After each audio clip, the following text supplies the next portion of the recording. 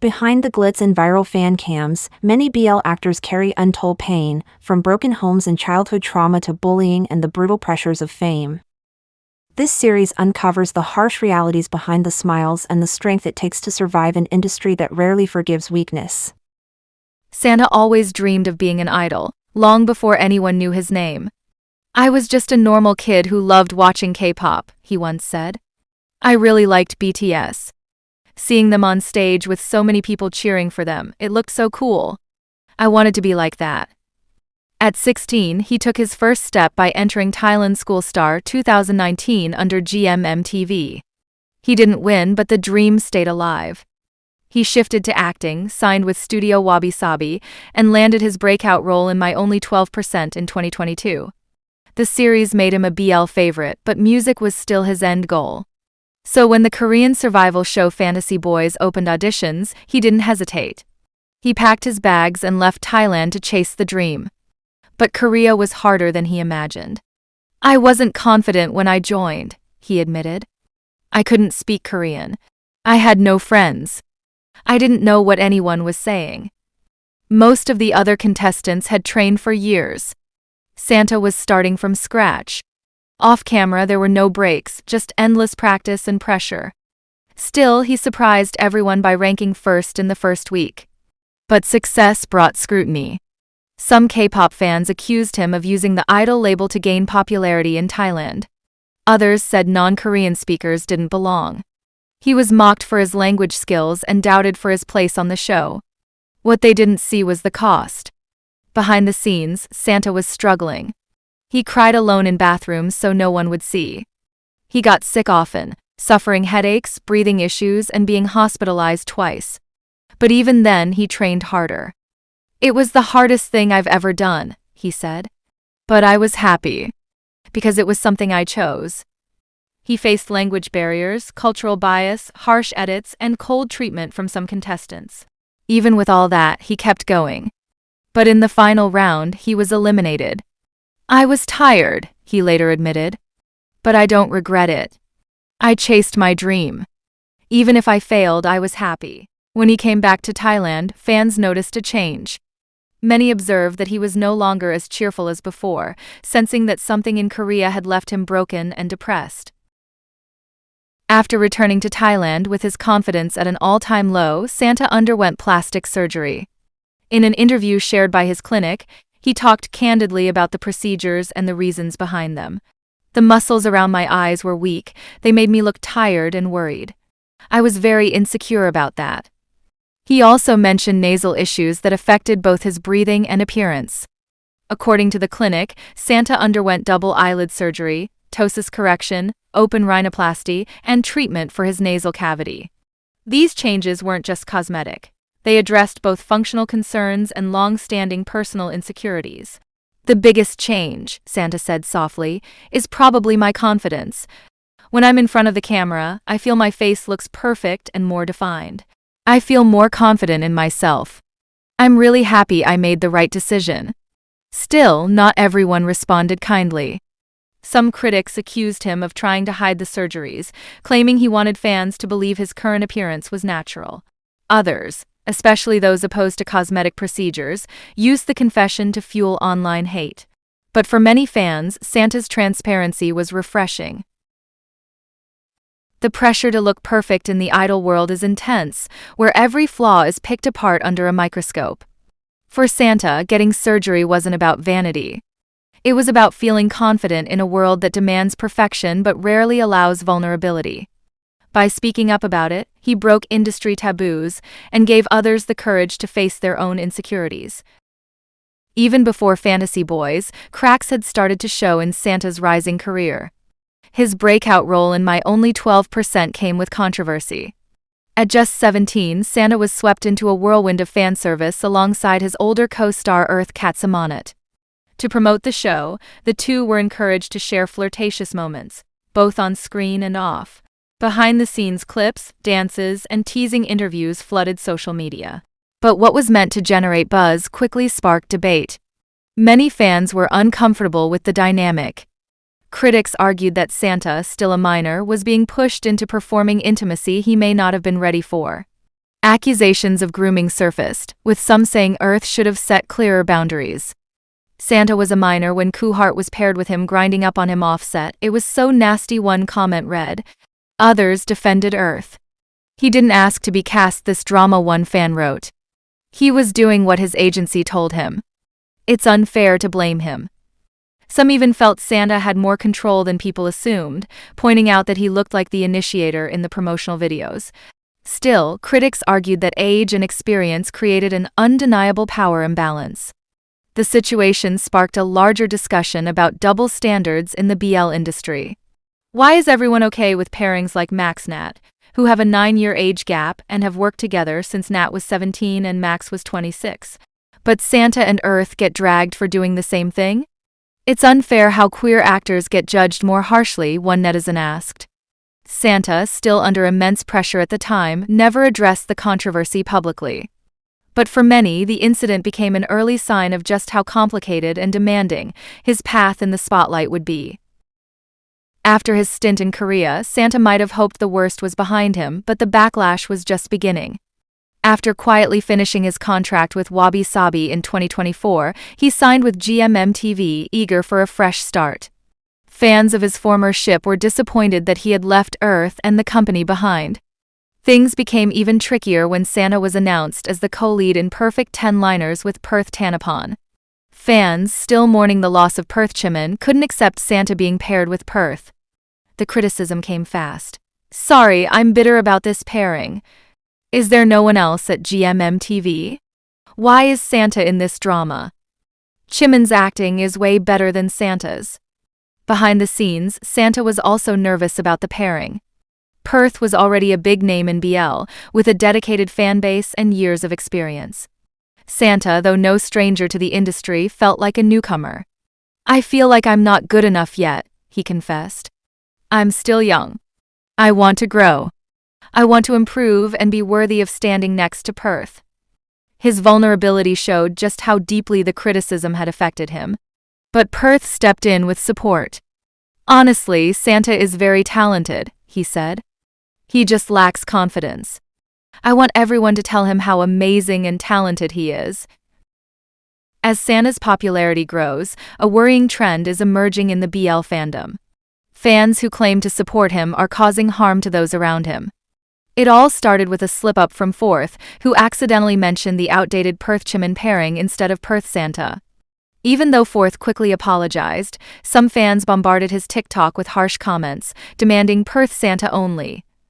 A few weeks later, Gemini made the same mistake, and he too faced online harassment and calls for an apology. One fan wrote, "People should think before speaking. Apologize to Santa." Another added, "What you did wasn't cool. Respect and apologize to him." The real problem here? Santa has never encouraged this kind of behavior. His image is humble and drama-free, but some of his fans have created an atmosphere where even his co-workers and friends are walking on eggshells. For Santa, who struggles with self-doubt, this must be especially painful. Despite his success, he faces constant pressure, whether for his looks or his roles. Sadly, these pressures are made worse by fans who claim to support him. Many have even expressed concern about how toxic this behavior has become. Don't use Santa's name to bully someone. For the sake of what Santa has been through in the last few years, don't bring more drama to him, one fan wrote. He's already getting hate every day. You're just making things worse. Do you think Santa or Perth would be satisfied seeing you acting like real bullies? Instead of lifting Santa up, these fan wars are giving him unwanted attention. Fast forward to 2024, Santa kept his promise from Fantasy Boys. I'll work hard to fulfill my dream. On December 19th, he debuted as a member of GMMTV's boy band Jasper. The boy who once watched BTS on TV had become an idol himself. After the heartbreak and the grind, Santa is finally on stage, this time for real. And he's not stopping there. In 2025, he returns to BL with 2 new dramas. Max Natapal rose to stardom through popular boys' love dramas like Manner of Death and Together With Me. However, his journey has been fraught with challenges. He has battled COVID-19, depression, failed relationships, lost loved ones, and faced a cancer scare. Max's life took a turn for the worse during the COVID pandemic. Around the end of 2022, before I was ordained, my life went downhill. It was surprising how everything happened at once.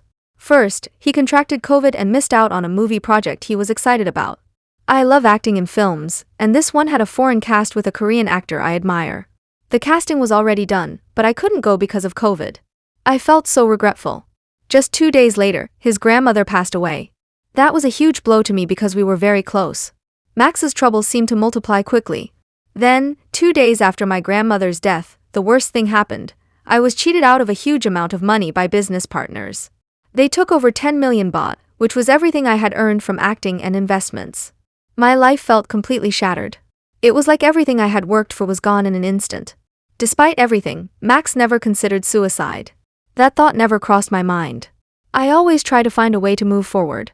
But it hasn't been easy. After losing so much money, I felt like I had to start from scratch.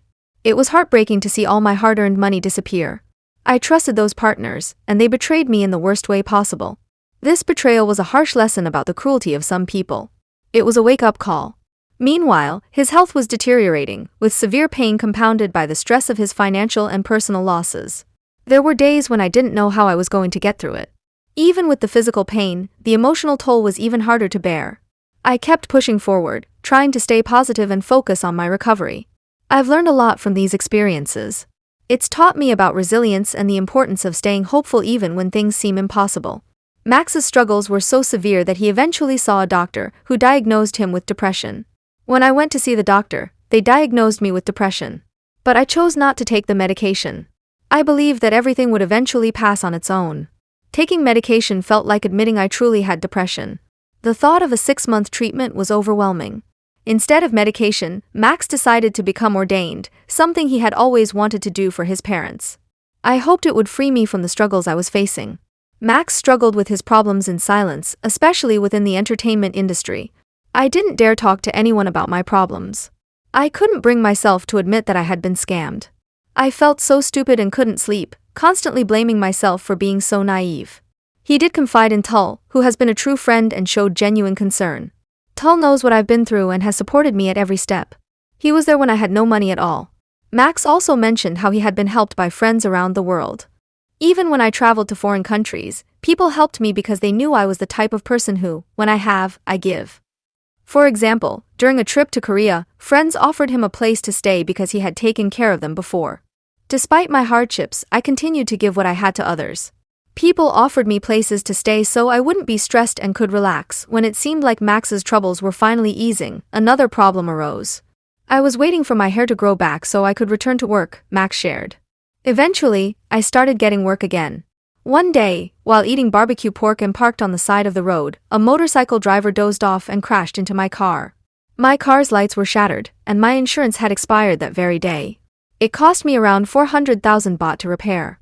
He felt defeated, as if every step forward was met with a new obstacle. 3 months later, another accident occurred.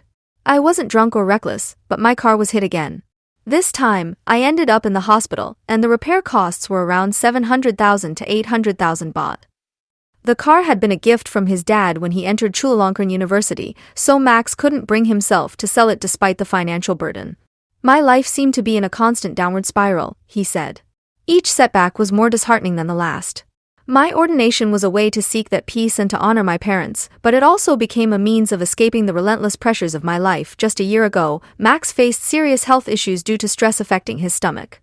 He experienced intense chest pain and was rushed to the hospital, where tests revealed 3 tumors in his intestine, a hole in his esophagus, and gastritis. I didn't realize how bad it was until I was physically unable to move, Max said.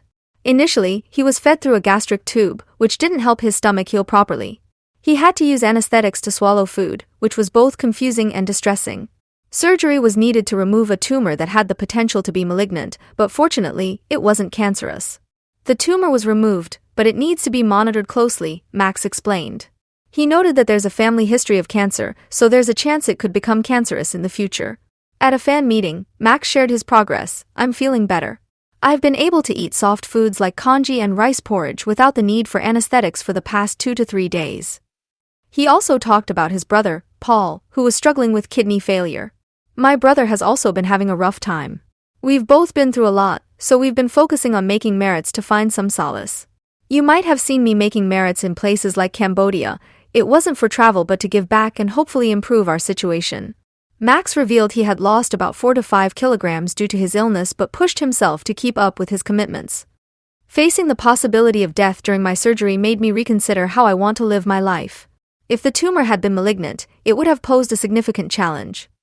Now, I make an effort to express my love openly and visit those I care about. I want to build happy memories even if they are fleeting. All these problems led Max to pause his businesses. Actually, I'm in the process of closing my bar, Max revealed. My health issues have made it too difficult to manage. I've decided to shut it down soon. I haven't discussed this with my business partners yet, but it's a decision I've been contemplating, especially given my brother's health problems and his own life changes. Max's relationship with Mook Waranet, which started in 2020, became public in 2021 when Mook accidentally posted a photo of them at a spa. This led to confusion and distress among fans, especially since BL fans often ship on-screen couples. Max and Tull, a popular on-screen duo, had a strong fan base that was upset by the news, with some accusing Mook of being a homewrecker. Mook apologized, saying, "I'm truly sorry for any distress this has caused," but the harassment continued. A year later, Max and Tull addressed the situation in an interview on the Goinati Dream YouTube channel. Max revealed he and Mook had broken up due to unresolved issues. "We had problems that we just couldn't fix," Max explained. "We didn't know what was right or wrong anymore." He emphasized that their decision was mutual and made with respect, highlighting Mook's maturity in handling the situation. Max opened up about the difficulties of going public with his relationship, given the expectations from fans who wanted him and Tull to be a real couple. He faced significant backlash, with some fans even demanding refunds at a fan meeting, accusing him of deceiving them. "They said something like, 'We are fake, just a fan service to deceive their money,'" he recounted. Max expressed his guilt over the negative impact this had on Tull's career. When asked why he didn't keep his relationship with Mook a secret, Max explained, "It'll be the jerk thing to do, and it will just show that I didn't respect my girlfriend, which I disagree with." He stressed the importance of honesty, even if it meant facing backlash. "I won't lie to anyone that I don't have a girlfriend because I actually dated her," he stated. Despite the hurtful comments, Max stood firm, believing, "At the end of the day, people who love me will always love me. They'll love me for who I am." Even as Max is working to rebuild his career, he's facing new accusations of grooming. Recently, rumors have surfaced about his personal life. According to various comments on his Instagram, Max is allegedly dating his The Outing co-star, Prapakon Cherak, also known as Sai Rung or Rung, who is 17 years old. While this could very well be a malicious or fake story, the mere fact that some fans are discussing it could potentially jeopardize his career. Although he has had a tough couple of years, Max is still resilient. Reflecting on his struggles, Max hopes that by opening up, he can find solace and support others facing similar challenges. Despite life's hardships, he continues to seek peace and stability. Even when opportunities are scarce, Max finds joy in pursuing his passions and encouraging others, holding on to hope and cherishing the small moments of happiness. Tull Pakern gained fame for his role as Nok in the hit BL drama Together With Me. His success opened doors in the entertainment industry, but his journey has been tough, with challenges like a broken home, serious illnesses, and death threats. In an interview with Woody on YouTube, Tull opened up about his parents' divorce and the impact it had on him. "My parents divorced when I was in primary school, back in 3rd grade. My dad moved out and started living in Nonthaburi, about 40 minutes away from our house in Bangna. After he moved out, I had to shuttle between 3 places every week. I was always tired, while my friends got to study, play, and live comfortably.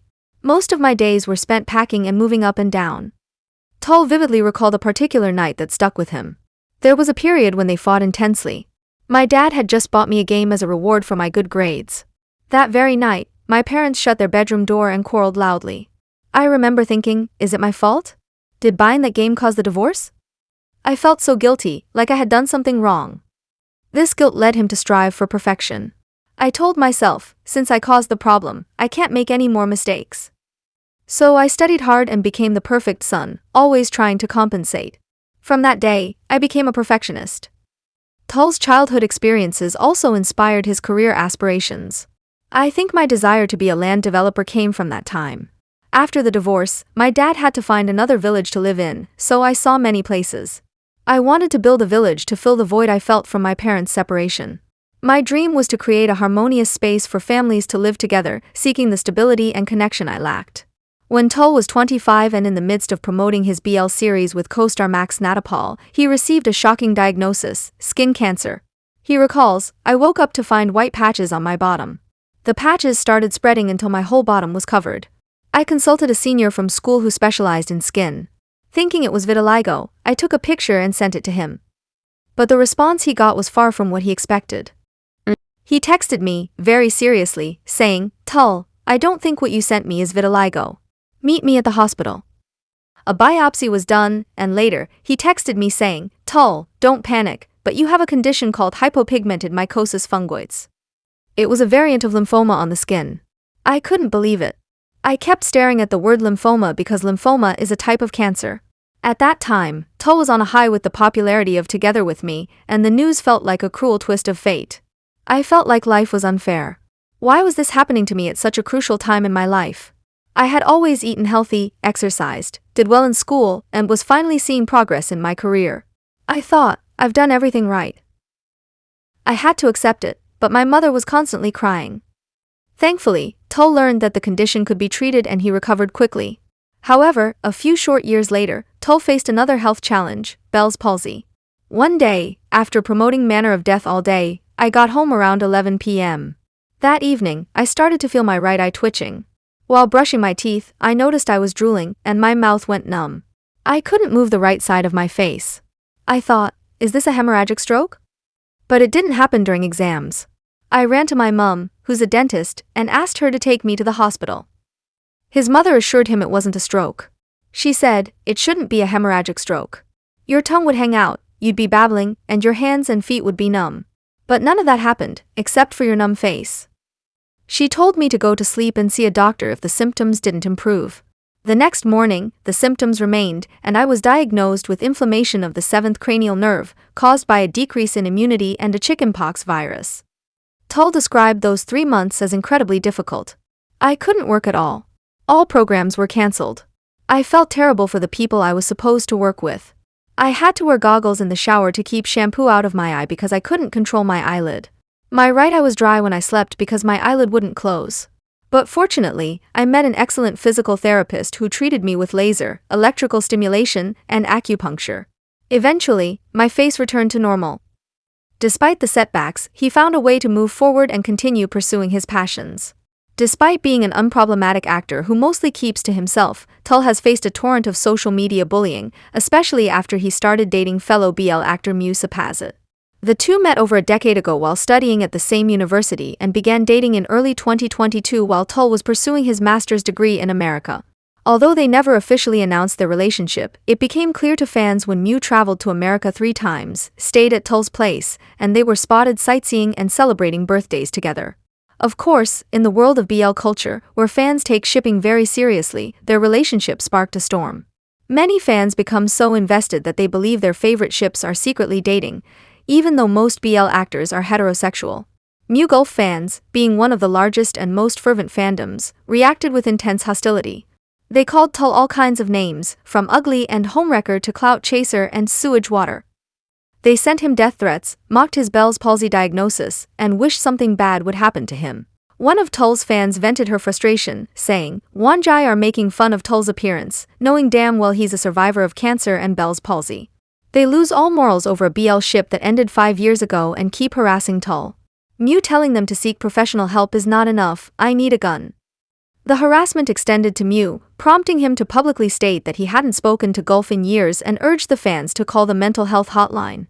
Meanwhile, Max Tull fans accused Tull of neglecting his former co-star Max, who was ill and hospitalized at the time, while he was supposedly gallivanting with Mew around the world.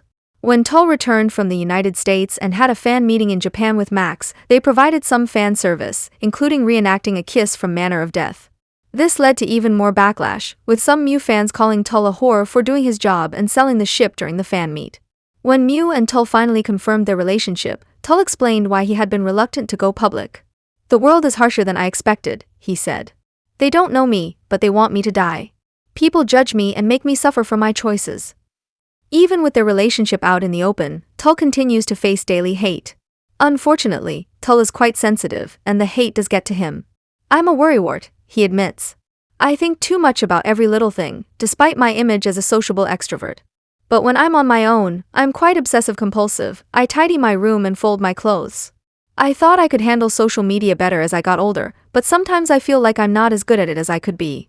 That said, after years in showbiz, I'm better at letting go and not letting it affect me as much. Unlike many who blame Tull for the breakup of the Max-Tull ship, Max isn't bothered by what people think. He emphasizes, "Tull and I share a genuine connection." He describes Tull as someone who is hard to get close to, with many layers of privacy and boundaries. What the public sees doesn't always capture who Tull truly is, Max explains. Max says Tull often feels overwhelmed by people with high expectations who approach him, hoping to gain something. He's generous and willing to help, but it can be exhausting. His biggest concern is that Tull struggles to say no, which worries him deeply. Despite this, Max admires Tull's kindness. "He constantly checks in on me, sending messages asking about my health." Tull shared in an interview how the COVID-19 pandemic severely impacted his massage business. He noted that Thailand's massage industry, popular with tourists from China, Japan, and Korea for its affordability and quality, was thriving before the pandemic. Tull, who joined a successful parlor in Siam Square just before the crisis, saw the business exceed expectations initially. However, with COVID-19, massage parlors were among the first to close due to the close contact required. Despite protests and limited government support, around 80% of parlors in his network closed permanently. Tull said many masseuses left the city due to high living costs. Financial aid was minimal, only 5,000 baht, about $150. Despite these challenges, Tull's business is now recovering and returning to its former success. Clearly Tull has been through a lot. Seo Bin, previously known as Yoon Seo Bin, was once a promising trainee under JYP Entertainment, one of the top agencies in the K-pop industry. His inclusion in 2019's Produce X101, a competitive survival show, was seen as a significant step toward launching him into idol stardom. Yet, what seemed like the beginning of a bright future quickly turned into a cautionary tale about how fast a career can unravel due to rumors, past mistakes, and public scrutiny. Before the scandal hit, Yoon Seo Bin was making waves on Produce X101. In the very first episode, even though his evaluation performance hadn't been broadcast yet, he managed to rank 12th in real-time voting. His good looks, combined with the fact that he was a JYP trainee, garnered him a lot of attention from fans and netizens alike. Many believed he had the potential to debut in the final group, which would go on to become X1, one of the most anticipated boy groups of that year. However, just as things were looking up for him, rumors started circulating online. Posts appeared in online forums claiming that Yoon Seo Bin had a dark past, alleging that he was a notorious bully during his middle school years. These accusations came with photos. One showed a boy, presumed to be Seo Bin, smoking while wearing a school uniform, and another showed him sitting at a table with alcohol bottles. These photos were quickly linked to the narrative that Yoon Seo Bin was involved in underage drinking, smoking, and bullying. One post claimed he was a famous bully in Gwangju. Everyone knew him. School violence was his daily routine, and he would often pick on weaker students. The post, accompanied by photos, painted a picture of a delinquent who had rebranded himself and reappeared on national television under a different name, Yoon Seo Bin, to escape his troubled past. This revelation was enough to send shockwaves through the Produce X101 fandom and the general public. The accusations spread like wildfire.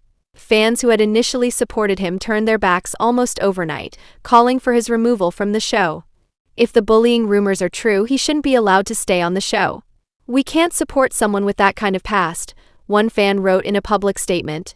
The calls for his expulsion were loud and unrelenting, with netizens demanding that both Mnet, the network behind Produce X101, and JYP Entertainment take immediate action. Despite the intense backlash, there were also people who came forward to defend Yoon Seo Bin. Some of his former classmates refuted the bullying allegations, with one writing, "He wasn't a bully like the post described. He was in the athletic club, but he didn't misbehave. He was very kind and well-liked by his peers." Another classmate commented, "Those photos don't prove anything. He did smoke in high school, but he wasn't violent or involved in school bullying. This is all being blown out of proportion." Yet, despite these defenses, the tide of public opinion had already turned against him. JYP Entertainment, a company known for its strict emphasis on the character and image of its trainees, was under immense pressure to respond. On May 8, 2019, they released an official statement. After determining that the policies of JYP Entertainment are not being followed, we have decided to terminate the contract of trainee Yoon Seo-bin. As a result, he will also be leaving Produce X101. We believe this is the best course of action to uphold our company's values. For Seo-bin, this decision marked the end of his K-pop idol dreams, at least for the time being. In the same breath, NET confirmed that they would minimize his appearances on the show, editing him out as much as possible so as not to affect the other trainees. It was as if his presence on Produce X101 had been erased, and with it, his opportunity to shine. The public reaction was mixed. Some fans believed it was the right decision, with one commenting, "JYP did the right thing." Even if the bullying accusations aren't fully proven, the fact that he was smoking and drinking underage reflects poorly on the company's values. It's better to remove him now than face more issues later. Others, however, felt the punishment was too harsh, especially after evidence began to emerge that the bullying allegations were false. "It's heartbreaking to see how fast his career fell apart over rumors that weren't even true," a fan lamented. "He didn't even get a chance to explain himself properly." For many, this could have been the end. A promising career crushed by a scandal, even if it turned out to be untrue. But Seo-bin refused to let this be his story's conclusion. Not deterred, he signed to another talent agency, Sublime, in January 2019, but by January 2022 he was independent again. Instead, he took a different path, one that would allow him to rebuild his life and career away from the idol spotlight. Turned to acting, specifically in the world of boys' love dramas, a genre that has a passionate and growing fan base in Asia. While it was a niche market compared to the mainstream appeal of K-pop, BL dramas offered Seo-bin a second chance. Yoon Seo-bin made his acting debut in 2020 in the web drama, Touch Me If You Can. He played the main role of Sung Sher-woo. That same year, Yoon Seo-bin played a supporting role in the web drama, The Mermaid Prince: The Beginning. He played the role of Yoon Jae-byum. In 2021, Yoon Seo-bin played a supporting role in the web drama, Not Found Love. In 2022, Yoon Seo-bin starred in the BL web drama, Kissable Lips. Yoon Seo-bin played the role of Choi Min-hyun. He followed that up with another BL in the same year with his Kissable Lips co-star Kim Ji-woong. His fans, both old and new, were thrilled to see him back on screen, even if it isn't in the way they had originally envisioned. "I couldn't believe it when I saw him in a BL drama," one fan shared online. "He looks different, but I recognized him right away. It's amazing to see him bounce back after everything he went through." In addition to his acting career, Seo-bin began sharing more of his personal life through vlogs, giving fans a glimpse into his everyday routine and his relationships with fellow actors. One of the regular appearances in his vlogs was Joong, a close friend and fellow actor, and fans loved seeing the two interact. These vlogs helped humanize Seo-bin, showing a side of him that fans had never seen during his brief stint on Produce X101. They saw a young man who had been through a difficult experience but was determined to move forward and find success in his own way. Reflecting on his journey, many fans expressed a sense of bittersweet admiration. "I'll always wonder what could have been if he had stayed on Produce X101, one fan wrote. "But I'm proud of him for finding a new path and for not giving up. He's talented and he's proving that now in a different way." Another fan added, "It's hard to watch someone's career be ruined by rumors, but Seo-bin is showing that he won't let that define him."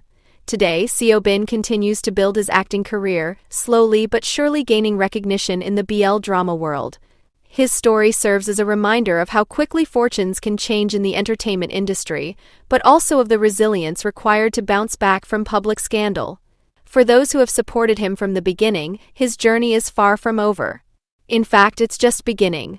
While Seo-bin's K-pop dreams may never fully come to fruition, he has found a way to carve out a space for himself in the world of acting, and for that, many fans are grateful. "He's doing what he loves and that's what matters," one fan concluded. "He's still out there doing his thing and I'll keep supporting him no matter what." He never forgot his musical dreams and has since released 2 singles. Seo-bin's story is a testament to the fact that while rumors and scandals can knock someone down, they don't have to keep them down. With determination and the support of his fans, Seo-bin is writing a new chapter of his life, one where he's in control of his own narrative. Oppo now enjoys a glamorous life with red carpet appearances, acting in dramas, and representing luxury brands like Dior and Piaget, along with a healthy bank balance. However, his journey to stardom hasn't been easy. From a lonely childhood to facing colorism and discrimination, Oppo also dealt with a strict management company. Despite these challenges, he won hearts as the lovable Portia in Kin Portia, showing that even the most successful stars have overcome significant struggles. Growing up in a Thai-Chinese household, Oppo experienced a blend of cultures that shaped his childhood. My parents spoke to me in Thai, while my grandparents would talk to them in Chinese, sometimes even scolding me in their native language. Although they would speak behind my back, I could always sense when I was being reprimanded. I remember them telling my parents, "He's so stubborn, you need to teach him a lesson." Despite my Chinese heritage, I often faced discrimination because of my darker skin tone. I recall one instance clearly. During a TV show, the host looked at me and said, "I don't believe you're Chinese. You're not pale or white." I was taken aback, but I knew it wasn't just a random comment. It's frustrating because there are plenty of Chinese people with darker skin, and it wasn't just my personal experience. Even when Pond, the CEO of Oppo's management company, met him for the first time, he recognized the Chinese in him. I told him, "You're so freaking handsome." Chris laughs, remembering the first time he saw Oppo. At that time, you couldn't find a look like his in Thailand. His skin tone and his face, he was more like a 90s Hong Kong star. It was refreshing to hear, but it also made him realize that the world doesn't always see him the way he sees himself. Oppo says his move to Bangkok in 9th grade was one of the loneliest times in his life. Although he stayed with his older sister, the two of them weren't very close, and his younger brother was away at boarding school. As the middle child, Oppo felt like he was left to handle the big, bustling city on his own. "When I moved to Bangkok, I felt like I was all alone," he shared. The siblings rarely did anything together, and holidays like New Year's were especially lonely. He'd often spend them by himself. His parents were also busy working to support their children's education, and Oppo had to cope with his emotions alone. Moving from the quiet seaside town of Hua Hin to a big city like Bangkok was a huge adjustment. "At first, I didn't have many friends because I didn't know how to adjust myself just yet," Oppo admitted. His new school was full of tight-knit groups, and as a newcomer, he often felt like an outsider. "I was like a fish after a water change," he joked, thrown into a world of city buses, fast routines, and unfamiliar faces. Laughing, he compared it to a line from a Miley Cyrus song, "It's like, I hopped off the plane at LAX with a dream and my cardigan." Despite the rough start, Oppo found strength in being alone, learning to accept and even appreciate solitude. Oppo's journey into the entertainment industry began with a chance introduction. His senior P-Berm connected him to someone, which led to an opportunity with Channel 3. But as Oppo looked back on his early years, he realized they weren't as fulfilling as they seemed.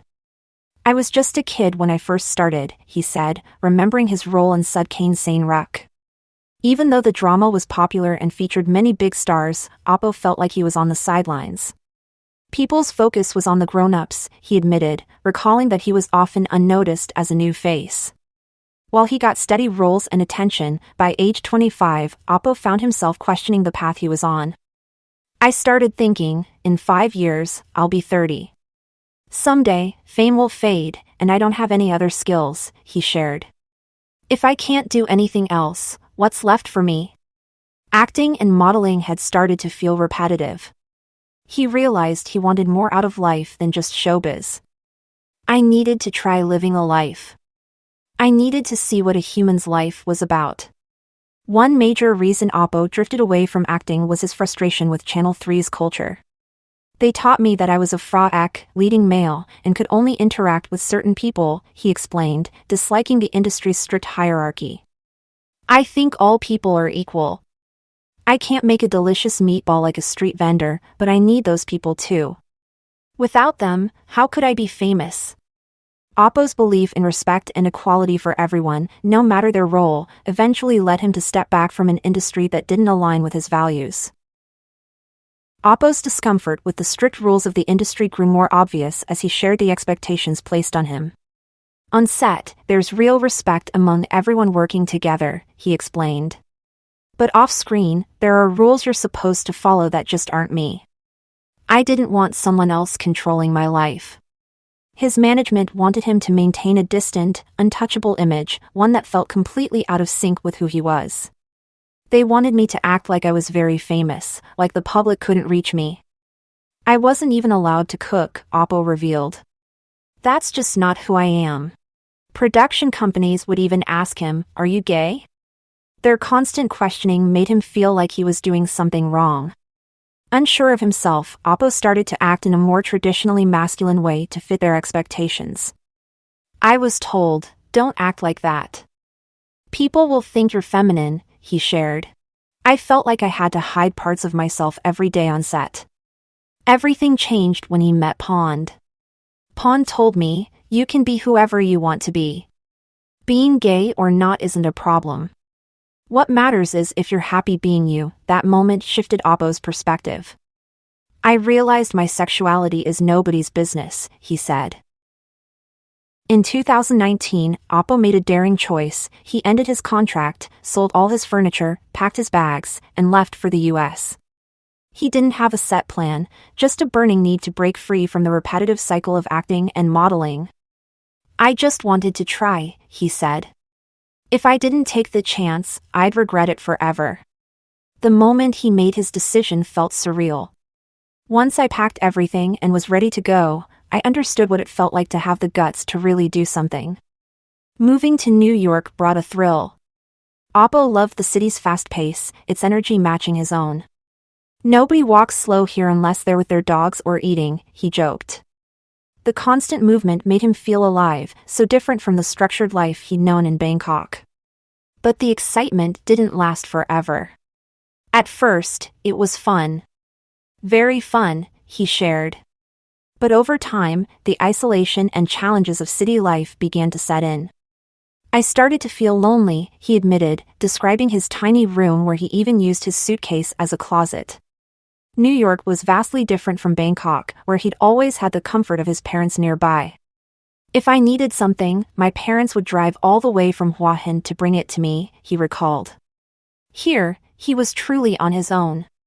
One day, he bought oranges marked 3 for $1.50, only to find they were $1 each.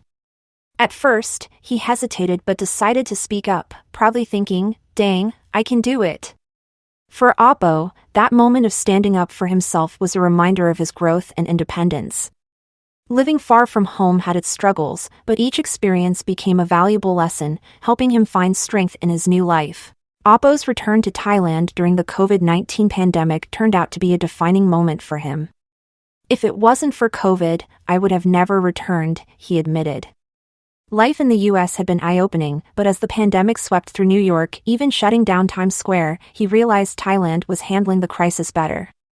He felt it was time to go back, both for his own safety and to pursue his love for acting. "I want to be an actor, not just the male lead," he told his former manager when he reached out. Coming back wasn't easy, though.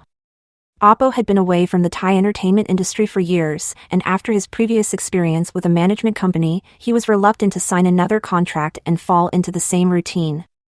"I didn't want to go back to that cycle," he explained.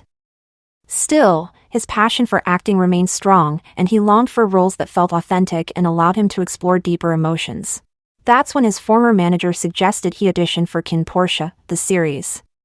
Oppo was skeptical at first. "I didn't get anything about it, the characters, the script, everything felt unclear," he shared. But his manager believed the role would be perfect for him and encouraged him to give it a shot. For Oppo, the joy of auditioning and just being part of the process was enough, so he decided to take a leap of faith. As he dove into the script and learned more about the project, things began to fall into place. He was soon cast as Portia, a character that would mark a breakthrough in his career. "It was a turning point in my life." Kin Portia became the project that transformed Oppo's career, opening a new chapter filled with promise and purpose. After Kin Portia, Oppo starred in the 2023 historical mystery Man Suong and will reunite with Mile Pakbum in 2025 for Shine, a period romantic comedy continuing Man Suong's story. As for the future, passionate about both movies and music, Oppo aims to create work that brings comfort and joy to his fans, and we look forward to it. After gaining widespread recognition through his roles in popular BL shows like The Heart Killers, Joong has become a household name. While his success might make it seem like he's living a charmed life, the reality is that Joong has endured significant challenges and hardships behind the scenes to reach the heights of his career today.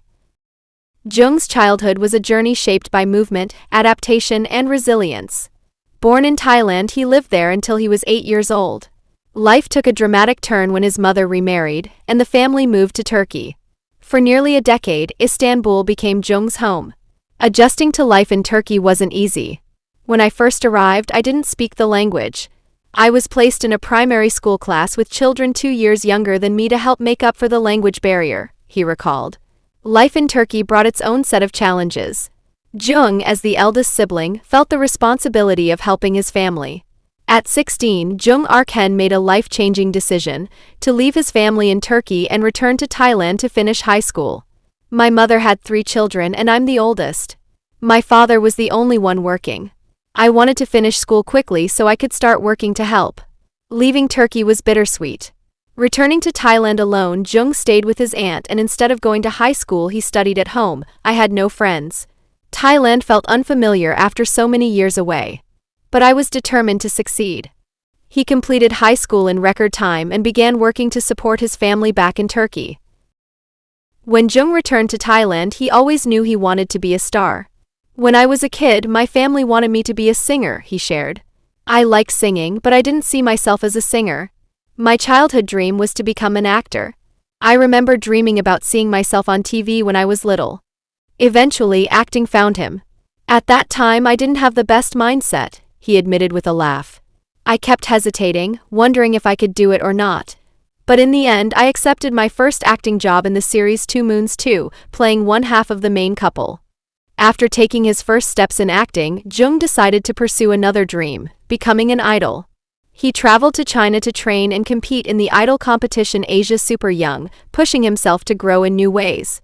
We worked so hard, learning Chinese, attending dance classes, it felt like everything was finally coming together, he said. But just 3 days before filming began, COVID-19 hit, and the show was cancelled. It didn't make sense. We had been training for months. There were hundreds of participants from different countries. How could it just end like that? After the announcement, Joong and his group returned to their dorms, unsure of what to do next. The company told us we could stay for another month before heading home, but we had to quarantine for 15 days. Being stuck in a room for that long felt unbearable. When I finally returned to Thailand, I spent 15 days crying non-stop. The disappointment was overwhelming. I felt like I had left everything behind in Thailand to pursue this dream, only to come back with nothing. The company dissolved, my contract ended, and I had no direction or money. I only had 50,000 baht when I went to China, and living there was expensive. Despite the setbacks, Joong refused to give up. I told myself, I've learned Chinese and there are people who support me. I have to make something out of this. Shortly after returning to Thailand, tragedy struck again when Joong's father passed away during the COVID-19 pandemic. I was filming an independent music video with friends when my mom called, he said. We had no makeup artist and we funded everything ourselves. My dad died on the first day of filming, but I had to continue for 2 more days. Joong described putting on his own makeup through tears. It was one of the hardest things I've ever done, but we finished the MV to thank the people in Thailand who had supported me. Losing his father left Joong devastated, but it also made him stronger. When my dad passed, I lost my pillar of support. I had to become the pillar for my family. If I didn't step up, who else would? Even if I didn't succeed, I had to make sure my younger siblings survived. Joong began rebuilding his career. He announced his freelance status on social media, removing all previous labels from his bio. Just 2 weeks later, his perseverance paid off. In September 2021, he signed with GMMTV. By 2022, Joong starred in Star in My Mind alongside Dunk Natachai. He also released the single My Starlight for the series, continuing to build his acting career while releasing music under GMM Records. When asked about pursuing music again, Joong shared, I want to take it seriously, but I haven't had the chance yet. I'm always ready. That opportunity came when he signed with Riser and debuted as part of a boy band alongside fellow GMMTV actors Santa, AOU, and Pond. Now Joong's dream of being a star has come true, both as an actor and an idol. Inasmuch as his dreams are slowly coming true, Joong carries more responsibility than most idols. The passing of his father in 2021 forced him to take on the role of the family's primary provider. In a heartfelt message he shared, "I never expected today would be the day I had to leave my father all of a sudden. I haven't done anything for him yet. I wanted to buy him a house and a car. I still didn't have a chance to bring him to Thailand or show him my success." With his father gone, Joong stepped up to support his mother and younger siblings, sacrificing the carefree early 20s most young adults experience. He had always hoped to bring his family to Thailand by the time he was 25, but the loss of his father pushed him to make it happen sooner. Instead of enjoying his youth without worry, Joong's reality became one of hard work and responsibility. "I'm just a 23-year-old kid who takes care of 3 siblings, 1 mom and 2 dogs," he explained. As Joong rose to fame, he also faced the darker side of popularity, hate and bullying. In an interview, when asked about his experiences with bullying, his response was candid, "Oh my God, so much. You have to be careful about everything." He described how even the simplest statement, like saying, "I like strawberries," can spiral into wild rumors. Social media has a way of turning innocent comments into something much bigger. People can say anything, and sometimes we don't even know where it comes from or why they think that way. To navigate this, Joong has learned to filter himself online. "I don't want my words to sound too serious, so I joke around," he explained. However, fans still cross the line. Recently, a so-called fan crossed the line by sending Joong's mother a message accusing her of burdening him with responsibilities for his younger siblings and blaming her for continuing to have children after remarrying. This deeply personal attack prompted Joong's mother to respond with a heartfelt Instagram post. She wrote, "No one chooses to be orphaned.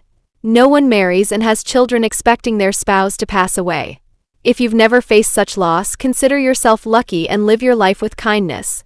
Don't use your luck to look down on others who've suffered. To those creating fake accounts to spread hate, may the pain you cause return to you tenfold so that you'll finally understand." In addition to that, Joong also had to deal with colorism.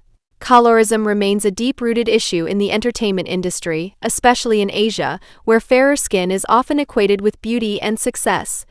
In Thailand, darker-skinned actors are frequently overlooked or cast in stereotypical roles, while photo shoots and makeup often lighten their natural skin tones. Joong, known for his distinctive olive skin tone, has openly faced these challenges. Early in his career, he struggled with being whitewashed in photos and being given makeup shades that didn't match his skin. In 2019, Joong Arkhen took to Twitter to express his frustration with the industry's colorism, asking, "If you want to be white, what should you do?" He added humorously, "I want to try being white once in my life. Ha ha ha. If it doesn't work, I'll just go back out in the sun again." While his words were lighthearted, they revealed the real struggle he faced with the constant pressure to conform to a beauty standard that favored lighter skin. Although he didn't go into further detail, the fact that he spoke out about it shows how much it bothered him at the time, highlighting the emotional impact of colorism on his career and self-image. Joong's journey as an actor and idol is definitely an inspiring story of hard work, strength, and perseverance. Koo Hart Castamonit has faced intense criticism, bullying, and public scrutiny within the BL community. Despite his talent, he has been unfairly targeted by fans and the industry alike. Koo Hart has faced his fair share of criticism over his acting career. In Until We Meet Again, he was criticized for crying excessively and blending too much of his real personality into the role. One netizen commented, "His acting is just embarrassing." Similarly, in My Only 12%, his portrayal of Siyu sparked backlash. While the character wasn't overly effeminate, some viewers accused Koo Hart of perpetuating stereotypes, with others demanding a more masculine depiction. Another harsh critique read, "He's too gay to act in a BL series." The criticism didn't stop there. In Forever You, a BL series featuring 4 couples, Koo Hart and Pond were pushed as the main pairing. Fans expressed frustration, claiming they overshadowed their co-stars. Instead of blaming the production team, many targeted Koo Hart directly.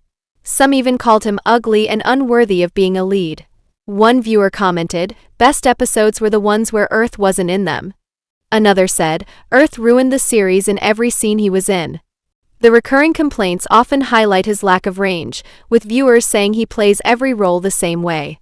"He's nearing 30 and still acting like a teenager," one netizen remarked. "His facial expressions alone make me fast-forward all his scenes." Others criticized his studio, Wabi Sabi, for limiting his opportunities, though some believe the blame lies with Kuhart himself. No one is forcing him, a critic argued. He's played the same character since 2018. The crying is just more obnoxious now. Despite the backlash, Kuhart maintains a loyal fanbase who continue to support him. However, the criticism about his repetitive roles and perceived lack of growth as an actor persists. The alleged bullying Earth faced during the filming of Love by Chance is one of the most polarizing incidents in the BL industry. Fans are divided. Some think it was blown out of proportion, while others believe Earth was genuinely bullied. In a now infamous moment, several co-stars, including Mean, Plan, Perth, Gunn and others, jumped on Earth's bed, threw his belongings, and mocked him as he begged them to stop. This was captured in an Instagram story, shedding light on the toxic behavior behind the scenes. Some dismissed the incident, claiming it was just how the boys played. However, as one fan pointed out, it's not just a prank if the person being targeted is begging for it to stop. The bullying didn't stop there. During promotional events for Love by Chance 2, Earth endured more mistreatment. In one instance, he was dragged across the floor and had to ask the host for help. While fans demanded apologies, Earth downplayed the situation, prompting some to comment, "What did they expect?" For Earth to admit he was treated badly. There were even verbal digs, with one comment mocking Earth's sexual orientation. Fans were outraged, with one saying they didn't even see him as a man because of his preferences. While Perth, the youngest cast member, later apologized, the silence from the others only fueled more anger. As one fan said, being young isn't an excuse. He was there and didn't stop it. These incidents reveal unchecked mistreatment, creating a toxic environment. Kuhart has faced serious allegations off-screen, with the most notable being accusations of grooming during the filming and promotion of My Only 12%. These claims stem from his interactions with his younger co-star Santa, who was 17, turning 18 at the time. To promote their pairing and generate buzz for the show, they were required to engage in fan service, including TikTok dances and behind-the-scenes interactions. However, some fans found these actions inappropriate, accusing Kuhart, who was 24 at the time, of crossing boundaries and grooming Santa. One critic commented, "Kuhart is an adult using the situation with Santa to do things he shouldn't, brushing it off as work when called out. That's grooming." Others argued that Earth, being the older actor, should have refused to participate in fan service with someone so young. However, some fans defended Kuhart, arguing that the dynamic was exaggerated. Santa wasn't a newborn, he was 17 and could legally consent, one fan wrote. Another added, the agency created their ship and pushed fan service. Now Earth gets all the blame, but he was just doing his job. Others even claimed Santa was the more assertive party in their interactions. Critics pointed out a double standard in how queer actors like Kuhart are judged compared to their peers. For instance, when Max and Nat starred in Why Are You with a significant 9-year age gap, Nat being 16 or 17 at the time of filming, they were very affectionate, with Nat occasionally sitting on Max's lap. Max was praised as a daddy taking care of his baby. Yet, in Kuhart's case, comments like Earth is an old hag who needs to keep his hands to himself dominated the discourse. Another netizen commented, "Y'all have got to be kidding me.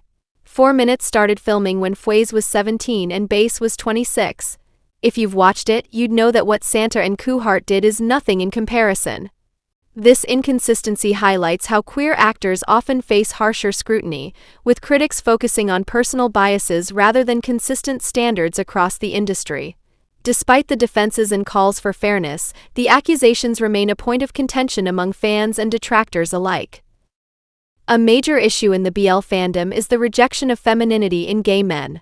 Fans often prefer macho or traditionally masculine portrayals, while feminine characters or actors face constant criticism. Kuhart, who is openly queer and expressive in both fashion and demeanor, has become a frequent target of this bias.